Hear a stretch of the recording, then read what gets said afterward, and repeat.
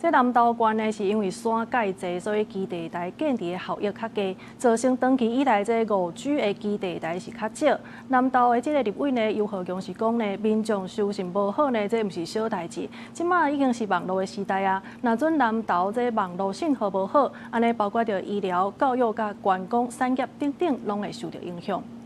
喂！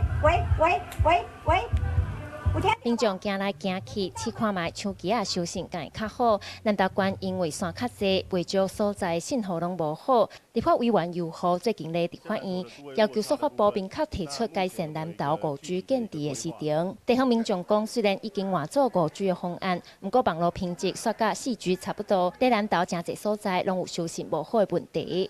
我本人是用5G 的网络吼，我是感觉讲伊的收讯无讲真好啦吼，因为我有时爱登去中寮做工课吼，去山区拢收无啥会着。然后甲我讲哦，你安尼我会直接甲你升级5G，点迄5G 都无效，因为伊拢显示4G，这嘛无啥物基地台啊。